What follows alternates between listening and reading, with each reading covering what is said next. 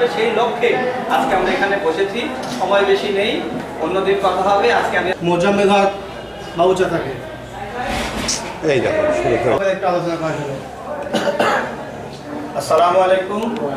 আমাদের মাঝে দুটি দিক নির্দেশনামূলক বক্তব্য রাখবেন। আপনারা জানেন যে আমাদের এই কমিটিটি অনুমোদন নিয়ে একটা নতুন আঙ্গিকে আধুনিকভাবে এটা রাজনীতি করার চেষ্টা করুন।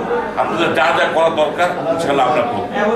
নাটোরের যারা আহ্বায়ক কমিটিতে আসে আগ্রহ প্রকাশ করেছেন কমিটিতে আসার জন্য, আমাদের তরুণ দলের সাথে যুক্ত হওয়ার জন্য। তারপরে আমাদেরকে নাটোর জেলার পক্ষ থেকে আগামীতে আমরা এই তরুণ দল জেলা বিএনপির পাশে বড় ভাই অনেক সিরিয়ালে নেতৃত্বের মাঝে আছে, জন্য বড় ভাই আমাদের পরিচিত। আমি ইফতার পার্টিতে এসেছেন নাটোর জেলার পক্ষ থেকে এবং যে যেখান থেকে এসেছেন সবাই থেকে একটু মন থেকে দলকে উপলব্ধি করার চেষ্টা করে। মুস্তাফিজুর রহমান শাহিন ভাইকে যুগ্ম আহ্বায়ক নাটোর জেলা বিএনপি। সেন্ট্রাল থেকে এটি অনুমোদন নিয়ে আসতে হয়েছে। আমি আপনাদেরকে আবারও সকলকে স্বাগত জানাচ্ছি এবং ধন্যবাদ জানাচ্ছি।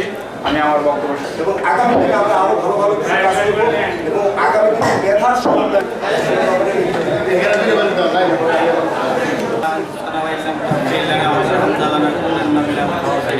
বিশেষ করে রাষ্ট্রপতি জিয়াউর রহমান এবং আমাদের দেশে আছি যাদের যে সমস্যা আছে সেই সমস্যা জানেন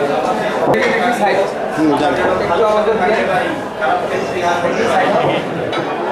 আল্লাহর কাছে ফিরিয়াদ থেকে আমি আশা করতে করে